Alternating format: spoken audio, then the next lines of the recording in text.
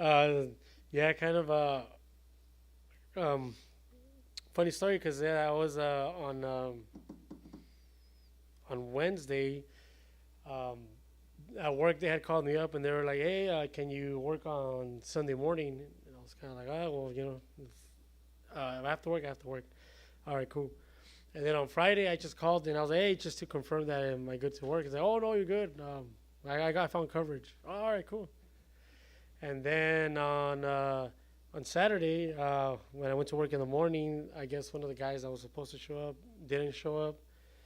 And then so I called the guy again. I was like, "Hey, so the guy that was supposed to show up last night, he didn't show up." He's like, "Oh man, and all this." And I was like, "Hey, well, but you got someone for tomorrow, right? For Sunday morning." He's like, "Oh yeah, yeah. He's a good guy. He's from King City and this. All right, cool. Yeah, sounds good." And then today, like around like 8 in the morning, I wake up and I have like a missed call from work, and I was like, oh, I'll call back, see what they need. And I called back, and they're like, hey, the guy that was supposed to show up on today in the morning never showed up. And I was like, oh wow, yeah, I thought you said you had it covered, and I don't know what I was like, oh well, can you come to work? And I was like, oh, suck of the blood, I was all like, oh man. And then Nathan was like, well, if you want, I'll go, because I had already been going the past 3 weeks. And I was all like, yeah, yeah. He just said like, well, if you want, just obviously, if you're gonna work, so you can talk after the service. And I was all like, yeah, that's fine. He's like, all right, cool. So then he went to work, but it's just kind of funny how it changed and then it didn't change, and so kind of like one of the reasons. I mean, I do for the most part always have something like prepared just in case, but. I was like, all right, on Saturday at work, I'll try to, put something together a little bit more and everything like that. And since he said that, oh, I was good to go. I didn't really like plan it or look into preparing something. And then today I got a call like, oh, well, now you have to talk. And so I was kind of like, oh, like, like there goes all my. Yeah, I thought it was just kind of funny how it all just like fluctuated. Um, but I mean, so today I kind of wanted to focus a little bit more like in the Old Testament. So if we go to Deuteronomy chapter 11, verse 26 through 28.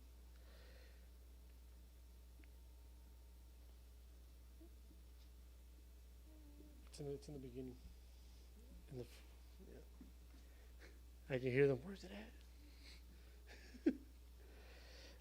So I'm gonna start reading me what you guys find it or if you found it already.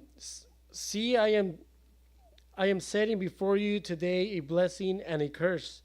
The blessing if you obey the commandments of the Lord your God, which I command you today, and the curse if you do not obey the commandments of the Lord your God, but turn aside from the way that I am commanding you today to go after other gods that you have not known. Um, so like from here we can kind of see how it focuses a lot on obeying, obeying obedience and the commandments. And I can definitely say from me growing up is that a lot of us have.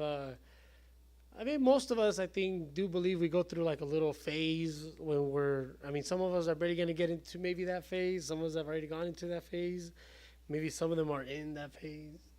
But the part of being a rebel, like not listening, um, not obeying, and I'm talking more like within your family, your parents and stuff. How we get into that little rebel phase. I think I remember kind of getting like that, like maybe when I was maybe like 16, where I was a little bit more like, because before we used to go to a bunch of like events, youthful events, and all that stuff.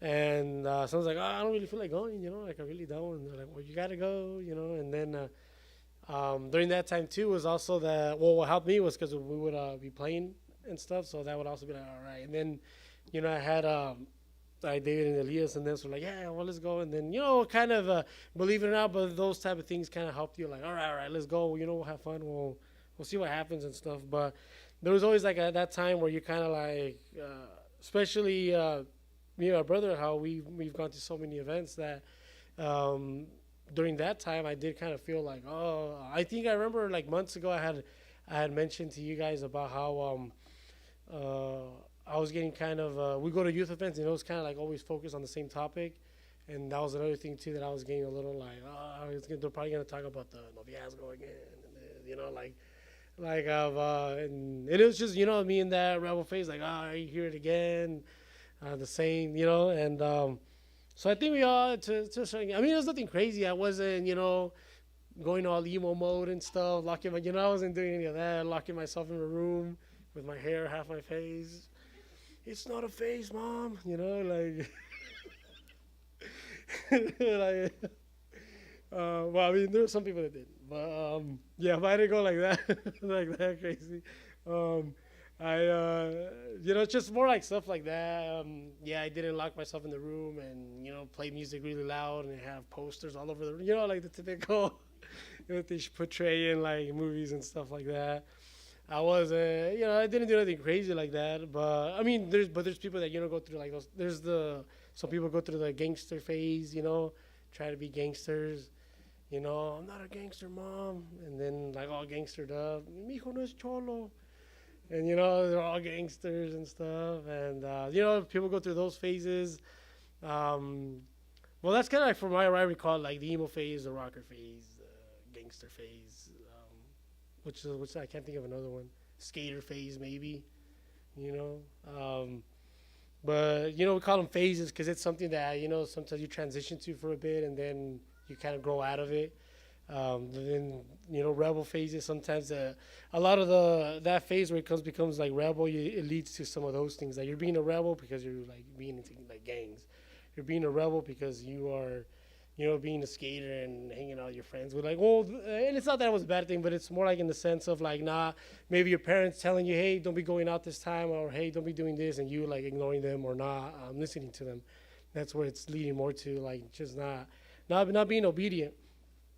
Um, Usually, then, you know, you kind of you know, grow out of that, and you know, or some people never grow out of it. Man. I mean, I've seen some people that just never grow out of their phases and stuff, um, and some of the one of the ways that you can see that is once you start getting a little bit older and starting to get into the work phase. Funny, no pun intended. Getting into into like working and things like that, you start noticing how and you can see it. Other people see it like, hey, this person looks like he never grew up, or he's still in the high school phase with all the drama. Because there's a lot of workplaces that there's a lot of drama, you know, and the term that a lot of people use is like, oh, they're still in their high school phase, you know, because it's still like all that drama and stuff like that. So you can notice, you can see how some people just never grow out of certain things. And like I said, when you get into work, it's like a different topic of different types of disobedience. You know, this person. Oh, for example, you know, it just happened this weekend. This dude didn't show up to work twice. So you know, he didn't obey.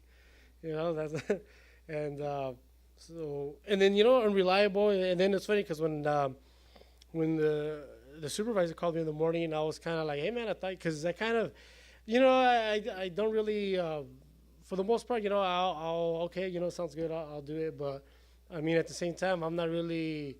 I tend to also like give some feedback. And when he told me that if I could go in, I was like, what happened to your reliable guy that you said that he was this and that?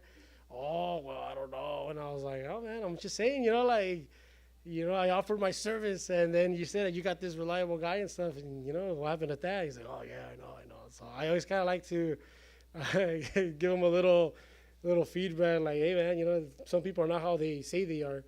Um, even the guy before that to say, I had actually met that guy, and he was like, oh yeah, I guess I'll give a little story.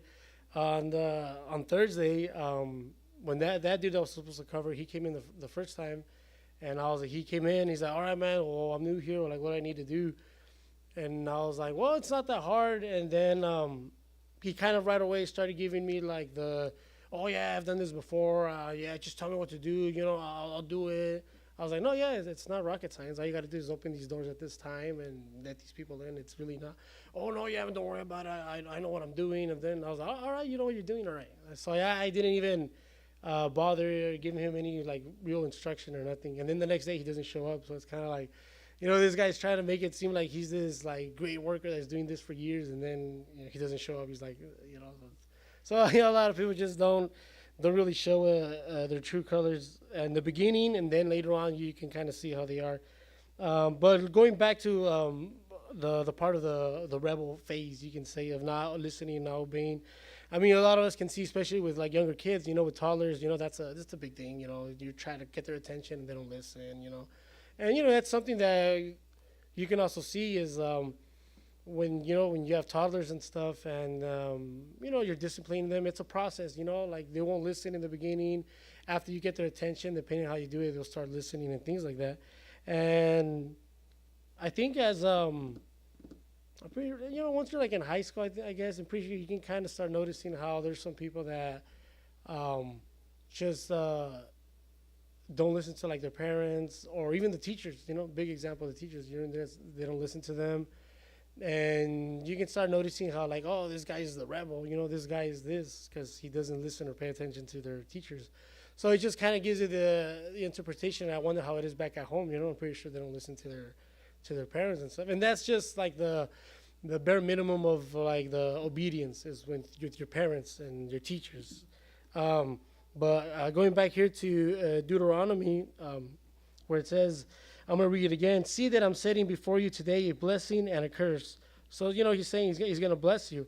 The blessing, if you obey the commandments of the Lord your God, which I command you today, and then the curse, if you do not obey the commandments of the Lord your God, but turn aside from the way that I am commanding you today, go after other gods that you have not known.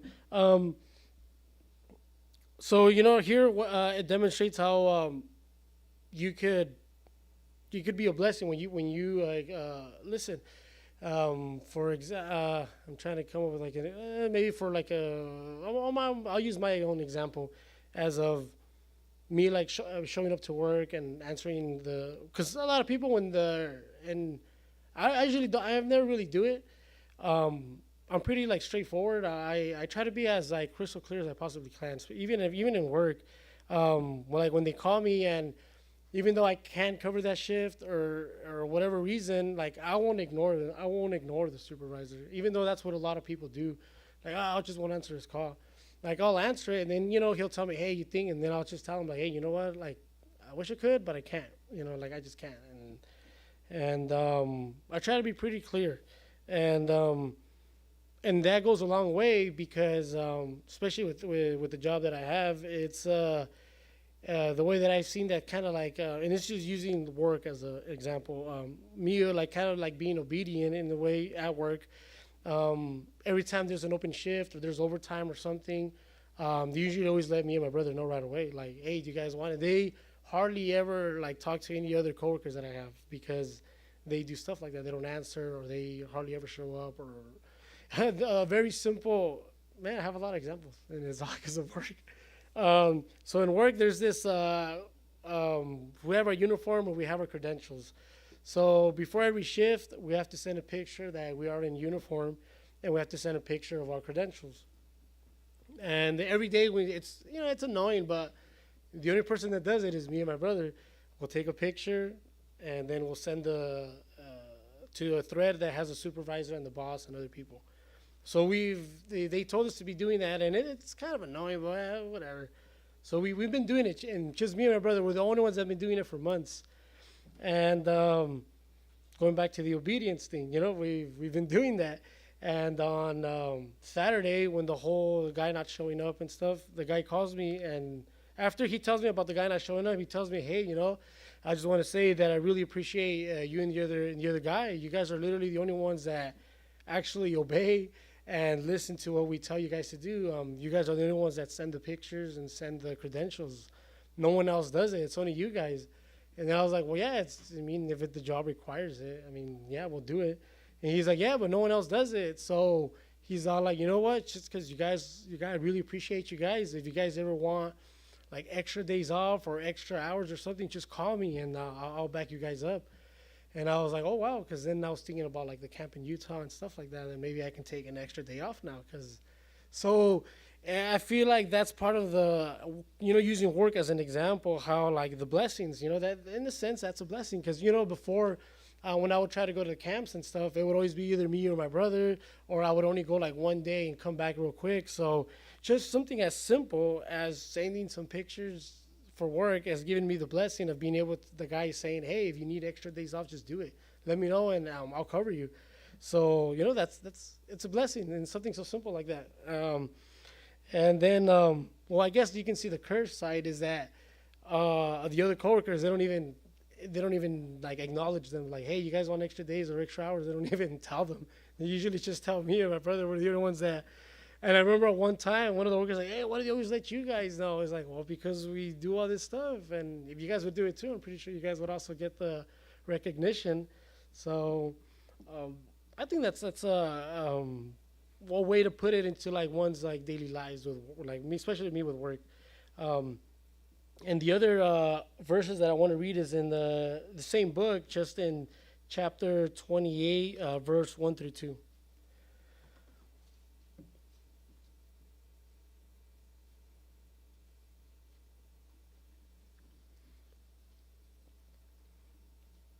And I'm going to start reading it.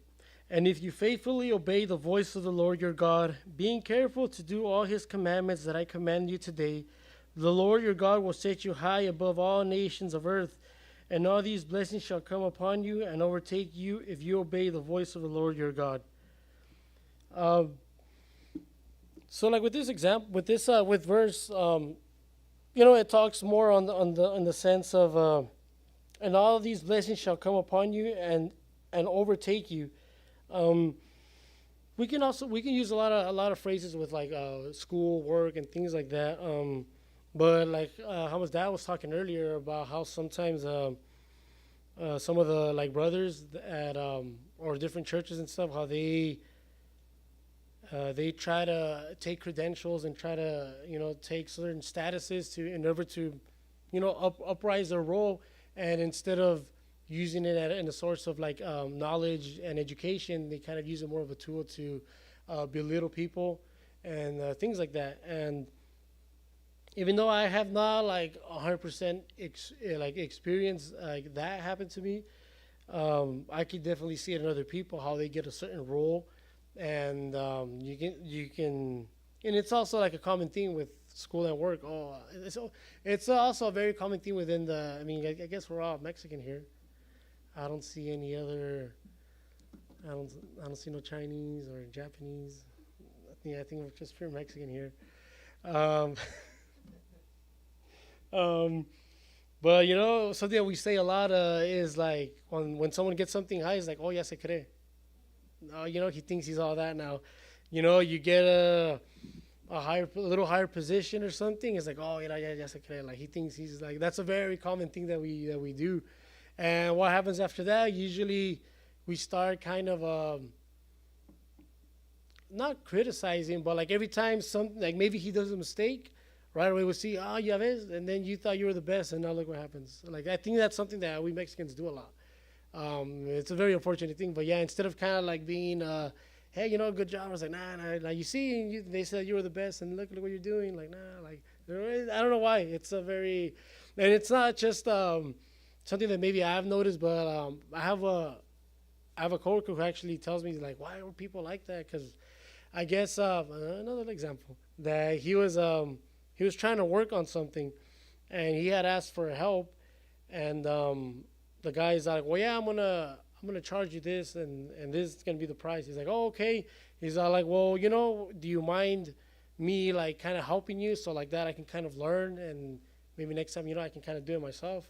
And the guy's like, oh no, no, no. If you're gonna be doing that, I'm gonna have to charge you more because I am offering you not just my service, but I'm teaching you. And he's like, well, yeah, but you're already doing it. I'm just gonna be there like helping you. Like I'm not. He's like, no, no, no. That's more charging because I learned this, and I know this, and I don't want other people to be taking away what I know. And if you're gonna want to know, I'm gonna have to charge you like as a service. He's like, oh, you know what? Well, never mind.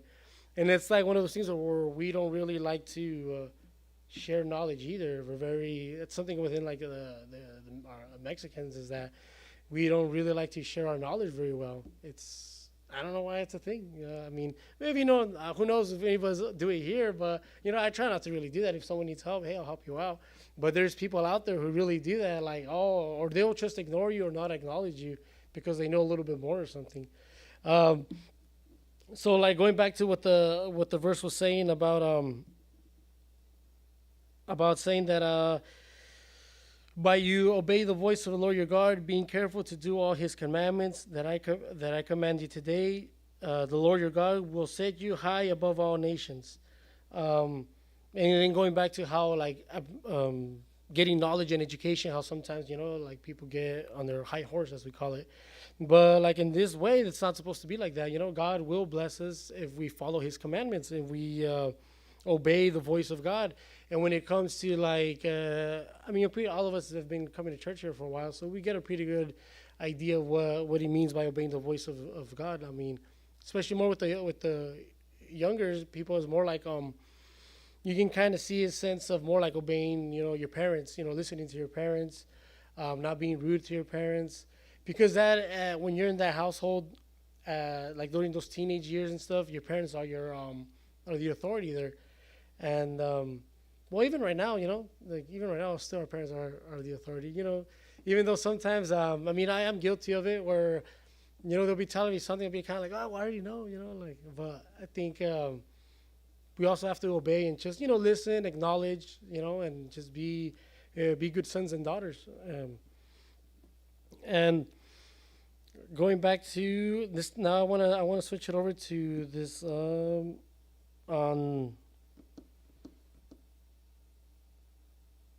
on Leviticus chapter 18, verse 4 through 5.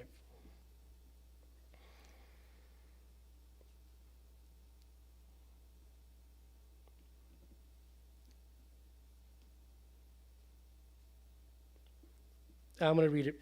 You shall follow my rules and keep my statutes and walk in them. I am the Lord your God. You shall therefore keep my statutes and my rules. If a person does them, he shall live by them, and I am the Lord. Um, so pretty much here it's more like it's on obedience, but also keeping like being obedient. And we all know the story about King Saul, right? When he was waiting for the prophet Samuel to do the sacrifice, and since he was kind of taking a while, he got out like, hey, you know what? I'm just gonna do it. So he did the sacrifice, and when Samuel shows up, he's all like, hey man, I told you to wait. And Saul's like, hey, well, I just wanted to get it over with. And he's like, well, that wasn't the point. The point is that you obeyed and listened for me to show up. It wasn't the sacrifice itself, is that you obeyed and listened. And then we can also see with connecting to that part is when Samuel tells King Saul that God told him, hey, kill all the Amalekites. I think that's what they were called. I can't remember right now exactly. I think it was them. He tells him kill all their, the crowd, the animals, the women, children, kill them all, everybody, man. And he had left cattle. He left the cattle. He's like, I needed the cattle to feed my army. And the prophet Samuel was like, well, no, that wasn't what God told you to do. God told you to kill everything. He's like, well, yeah, but my army, you need food, and try to. And it wasn't a bad justification. I mean, the army needs to eat, and he was like, hey, my army needs food. But that wasn't one of God's commandments. God commanded him to kill everything. And was also one of the reasons why God took away the kingdom from Saul, is because he wasn't listening, wasn't being obedient. And not just that, but he wasn't staying obedient. In the beginning, he was very obedient, but with time, he didn't stay like that. He fell through, and I think that's kind of the part here where, we can be obedient once or twice, or even many times. But if we keep on, for example, like if your parents tell try to clean up your room, something so simple, clean up your room and do things like this, and all right, you do it once, and then time passes by and your parents tell you again, hey, you gotta clean your room and do it. Oh, okay, yeah, you do it, and then I'm pretty sure that all of us have experienced that. After a while, your parents tell you, why do I have to keep on telling you? Why do I have to keep on you should know by now. Why do I have to keep on letting you know? Like to do these things, you should know by now. I've told you many. So you can see that after a while, the repetition of always, yes, you're listening at that moment, but you're not keeping up with it. You're not following through. You're just at that moment, like, all right, yeah, I'll do it, and that's it. But you're not continuing to like not just listen or like obey, but to like stay in that consistency of like, I already know that after that I need to be doing something, and I don't need people to be like always constantly telling me what like that I need to be doing if I already know that I should be doing it. I don't know if you guys catch my drift. Yeah. Um, and that's just, and those are just, there's also way like more complicated examples, but I think, that's something that we can all acknowledge. And I mean, I definitely, it's something that I've been through, something as simple as that. And then it's something also that, or maybe like me, that I'm a little bit older and that I've seen people grow up and stuff, and how sometimes, parents sometimes like kind of a little bit tell me about their kids, especially at work. I don't know why, since right there we interact with a lot of people. A lot of people talk to us, to me and my brother. They find it easy to like open up to us and stuff, and we're not really. We try to avoid all that stuff. We try to be very like, hey, we're just doing our job and that's it. But we also try to be very, because there's times where people there, they make me mad. Like, I do want to flip the table and stuff. I do want to tase them. But it's kind of like, oh, I gotta be paid. I gotta like, it's there's a lot. It's a little switch of subject, but it's funny how that job tests my patience a lot. Um, because it's like, I think what tests my patience the most is kind of like with the obedience thing. So we have another funny story. These are all life examples, so I've been through some things. When people leave, I have these two kind of like buckets, and the guys leave it in one, and then the girls leave it in the other. And so at first, all I did was I put a pink sticky note for the females and a blue sticky note for the males. And for some reason, they couldn't understand that. All right. So I labeled it, man, woman. And they still couldn't understand that. Like, they were like, which one? Which one? I was all like, the one that's pink or the one that says woman? So then I put it in two other languages, Spanish, and then some of them said that they Armenian. And so I put it there. I Googled it, And so they had the languages, the little thing, and people still couldn't do it. And then I would be there, and they would be like, which one? Which one? And I would be like, oh, like the one that says woman, the one that's pink. Like, and then it would, I would want to pull my hairs because it's kind of like, it's right there. Like, how do you not understand? And then they keep on asking me. So I was like, you know what? I'm tired of this. So I got a sticky note, and I Googled the picture of the restrooms. So the little monitos, I traced them. So I traced the male monito, and I traced the woman monito with the triangle, so it could look like a dress. And I put it there. I was like, there should not be no problems. And the funny thing is that once I did that, everybody was like, oh, now we understand. I was all like, why? Like, how? Like, oh, now, oh, like everyone was like so mesmerized. Oh, yeah, now we can tell the difference. And I was like, what? But I had it labeled like in Sharpie, black Sharpie, man, woman, the pink. I was like, and then the sticky note, I also like had labeled it with like M for man and W for woman. I had done everything I could to, but for some reason that little triangle, the little restroom logo is what everybody was like, oh, we understand now. I was like, for months, I was like, how do you guys not acknowledge that? And it kind of tests my patience because. It's just something so minor too. It's something so minor, but when you're at that moment, it does grind my gears. Like at those small things. But kind of what I'm referring to is the whole like thing with obedience is how sometimes like in our job is kind of like just try to be as casual with people and stuff like that. But they test your patience and you wanna really, get someone. But then my dad's job. Then he tells me about his experiences, and I'm kind of like, oh man. And then I'm pretty sure Leo here deals with some of that stuff with some of those. So once you get older, and then we're on the workforce, we tend to see all these things that test our patience, and kind of tend. I do believe tests are some of the traits as Christians. As be kind, try not to get angry quickly, be understanding. So I think those are like some, you can say, standards that we need to obey, like obedience, and not to get angry quickly. And so, and for me, it's hard sometimes not to, even though I don't really show that I get angry, but I do get angry. um, I think if I ever did, I'll probably turn into the Hulk type of thing, like, oh, and then nothing's stopping me anymore. Because yeah, because thank God, I haven't gotten to that point where I get really angry, and but it goes back to like being obedient to the fruits that as Christians, be like slow to anger, don't get angry quick, and I'm pretty sure a lot of us get tempted, be patient, like it's one of the fruits of a Christian, be patient, obey that, that commandment of being, there's a lot of other commandments that that we need to follow through, and sometimes it's hard to obey, especially with the environments that we're in.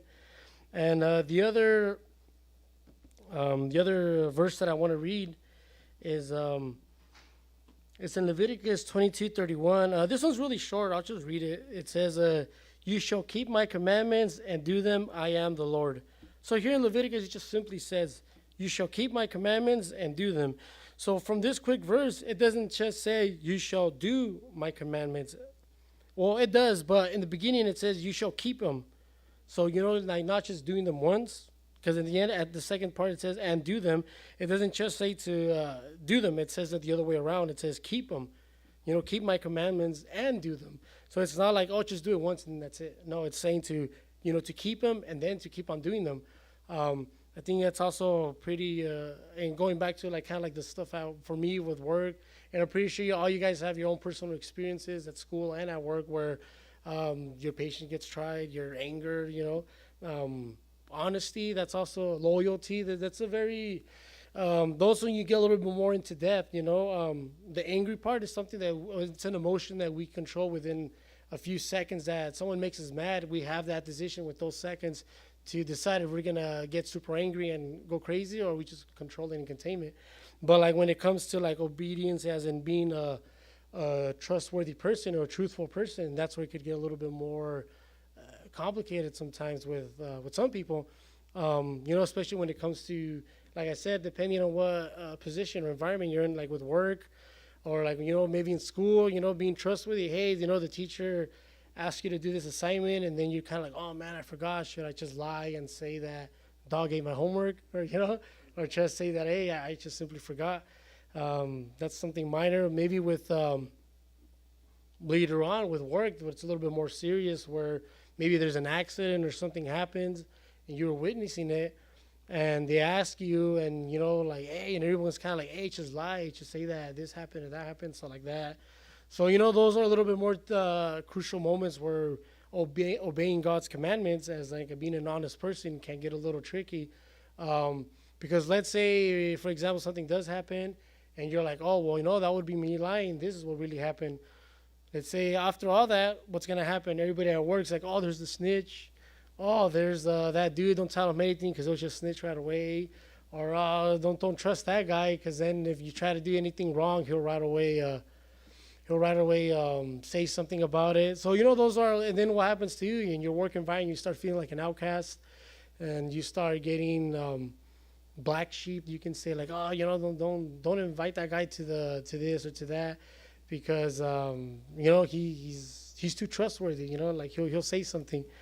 And then there's that thing where like I think with the part with loyalty, I think that one's maybe a little bit harder when it comes to like work, because at work it's just work. Like we can always switch jobs, switch coworkers, switch all the time. So it's a little bit hard to pin loyalty on a workspace. But that's more like when it comes to like friendship, like relatives or brothers and sisters in Christ. Being loyal. Staying truth, and someone when someone needs help or someone needs something, for you to assist, and you being like loyal to them and helping them out. Not just when maybe they're helping you out with something, but also helping them out when they need something. That's kind of like one of the parts of being loyal. Um, and the part with I think the part that always mind blows me is loyalty, and then obedience, not just with God, but us here with our daily lives. I always I like history, and I was looking into, and every now and then I'll have my moments where you know what, this month I'm just gonna focus on Italy, see what the history of Italy is. What's the history of the Roman Empire? What's the history of Greece? I'm a history junkie. I like to look at it a lot. And recently I've been looking into like the Japanese, and now their loyalty is out of this world. Like I'm always like, wow. Like I was reading some stories in feudal Japan, I think during the 16th and 15th, 16th, and 17th century, and I was like, wow, these guys were really loyal. Like I'm always very like I was reading some stories of how like these people would go to the death for their I think it's called shogun, their like leader, and there's I mean, everybody has an idea, but that famous the seppuku, when they kill themselves, when they yeah, they stab themselves and then someone assists them and decapitates them. Um, that a lot of them, let's say if they lost a battle or they surrendered, they would all do that. They would all kill themselves, because defeat is one of the worst things you could do, and not just that, but their loyalty to their leaders. So that's really extreme. The point where you would kill yourself, and not just like one or two. No, sometimes it'd be hundreds or even thousands of them that would kill themselves in defeat for the loyalty to their leaders. And so I was looking at their history, and I was always like mesmerized, like, wow, that's for us it's like that's crazy, but for them that's like a great honor and they consider loyalty as one of their most like highest tributes. Um, so I think that's the way, I mean, I can learn from that, or that I learned from it. I mean, I'm not gonna be doing any of that. My dad does something, I'm not gonna commit seppuku. But the loyalty, like me, for example, like I always try to use myself as, with my dad, staying loyal to him. After all these years, after all the stuff that he's been through, we've all been through, um, staying loyal. And it's really unfortunate because a lot of the other pastors or brothers that we see how some of their like sons and daughters do not stay loyal to them. They do not. They go completely the opposite, or they're just there, but just because they're there, but they're not being like loyal with them. And I've seen it a lot. And it's very unfortunate. And going back to like obeying the commandments and that God says, and I do believe, but I mean also going back to the sense of like in the church environment where like pastors and loyalty to like sons and stuff like that. Also, I do believe also have to make a critical thinking and saying like, let's say if because there's also I mean, I do believe there's also like kind of like foolish loyalty, like for example, let's say if this person is doing something like criminal, and you're kind of like, no, I'm gonna be loyal to him, but it's kind of like, hey man, he's doing something criminal. That even if you get it like caught associating with that, you're also gonna be criminalized. So is that loyalty really a good thing or not a good thing? There's parts where I do believe that loyalty has like as we call it, like a flirting, where you got to understand your environment and have good critical thinking skills. Because if you're just, and there's plenty of examples in history where the leader's like, oh, just because he's my father and stuff, I'm gonna be loyal to him. But even though he's doing a bunch of things, that it's not right. But just because you want to say that you're loyal to him, you want to continue and associate yourself with that. That's also not a good thing. And then there's also been a lot of parts in history where there is confrontation and things like that. So I think out of many of the commandments that God puts us through, I think loyalty is one of the most I don't want to say like hard, but it's definitely one of the most that does you have to put in more work. And some people just don't want to put in the work. Some people don't like putting in work. And then I'm going to read one more verse in Deuteronomy chapter 5, verse 32 to 33.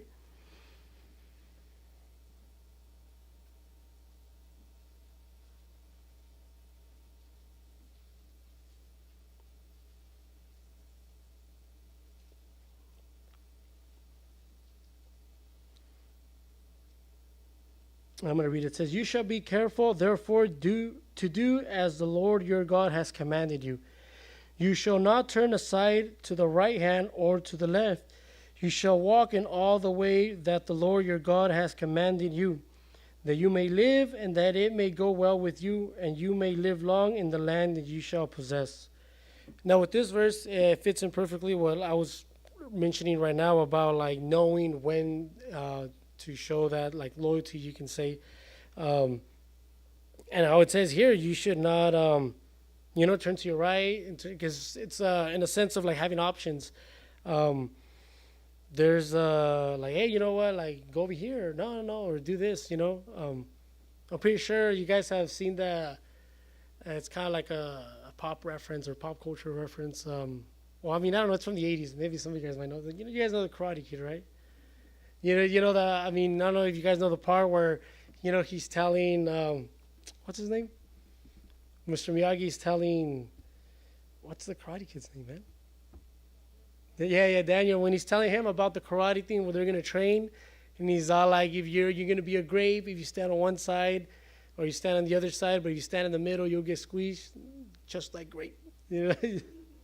You guys know? I mean, it's a movie and stuff, but like it kind of blends in with what it says here. What it says, do not turn to the right or to the left. Do not, like decide, like, oh, I'm gonna do it this way, and then knowing that you could do it this way, or being in the middle and decisive. Also, like it said, being in the middle and being undecisive, being on the fence about it, it's also not a good thing. You gotta either pick one side or the other.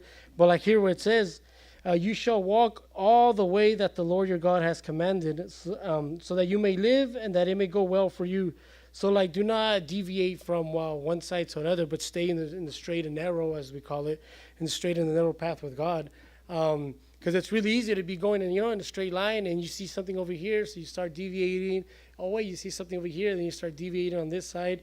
So right here it says, obey the commandments, and when you obey the commandments, do not fluctuate on which side, but try the best you can, and with God's help, to stay in the middle. And it's because if you start being undecisive and being on the fence about things, it'll go bad for you. It's just like this thing, like I was saying, you get squeezed like a grape. If you cannot decide and you move side to side, you're here, you're there. But if you try to stay in the narrow path, things will go well for you. And how it says here, so that you may live and it may go well with you. Being in the straight and narrow with God, will give you prosper. Even though it doesn't say that. Oh yeah, it's going to be easy if you stay in the narrow. It doesn't say that. So do expect to have tribulations. Do expect to have problems. Do expect to have issues. And how my dad was saying earlier, how sometimes people say that, well, every time I turn to God or when I started going to church, everything started going bad for me and stuff like that. And I've heard that too. I've heard that from people saying that, oh, why now that I've tried to look a little bit more into God and stuff, I've been kind of having more issues. And it's like, well, it's as simple as like, because before you were not looking at things with a perspective of being a godly person, you're just seeing it from like your perspective, and it's kind of like, oh, it's okay to like cheat a little bit here. No one ever hurt no one. Oh, it's okay to steal here. A little stealing never hurt anyone.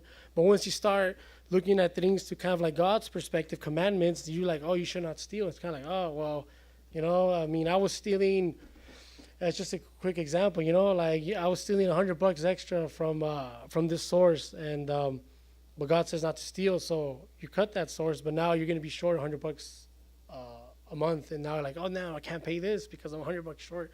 So and then that's just like a little example how sometimes people kind of say, oh, when I'm trying to follow the righteous, things go bad for me. And that's kind of like an example that I could use that, like, yeah, because you're trying to do everything right. You're trying to do everything the narrow way. And sometimes some of these little things that you're doing on the side that were devious, were not godly, but yet they were helping you in, like, you can say, the world sense, but they were not helping you spiritually. So that's where it becomes conflict, and then that's where you start saying like, oh, why does bad things happen to me when I'm trying to follow the straight and narrow? Um, you know, going back to Deuteronomy chapter, and I can just read it here, chapter 11, no, 28, 1 through 2. And I'm going to read it again where it says, as if you faithfully obey the voice of the Lord your God, being careful to do all his commandments that I command you today, the Lord your God will set you high above all nations of the earth, and all these blessings shall come upon you, overtake you, if you obey the voice of the Lord your God. And all of us we want to go to heaven. We want to go with God. And I do believe that in this verse for us Christians, because Deuteronomy was focused a lot during the time of Moses, and the law, the law that the Jewish people follow. But for us as Christians, the perspective that we can undertake from this verse is, when it says God will set you high above all nations, it's like, we want to, at the end of the road, we want to be with God. We want to be, he's going to set us above all nations in the end. He's going to put us above everybody else in the end when we're with him. So that is at the end, the final goal is not looking at it as like, oh yeah, I'm going to be this high, powerful, rich person, but in the sense of I'm going to be with God, like following his commandments, following his tributes, his attributes, and all these things will put us high above nations, in the sense that as Christians here, that we understand as to be with God at the end of the days when God comes. That's going to be the high, the highness, that he's going to put us above everybody's being with him. And I think at the end of the day, that's something that we all want to go to and get to in the end. So to conclude, we try to be obedient, but not just be obedient, but stay obedient. Follow all the fruits that the Spirit tells us to do as Christians.